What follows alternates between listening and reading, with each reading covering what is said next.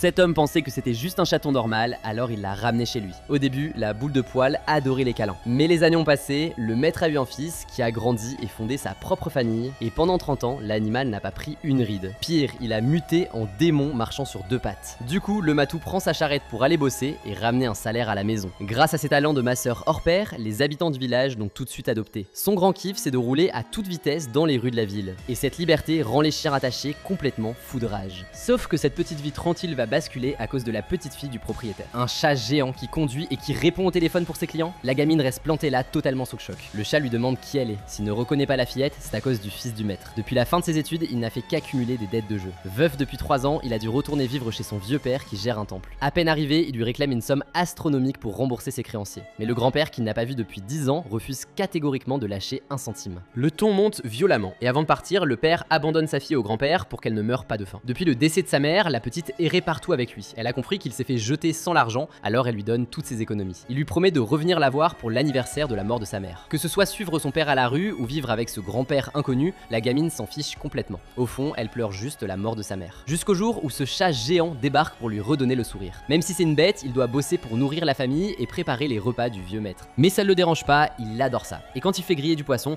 il ramasse même ceux tombés par terre pour les recuire sans aucune pression.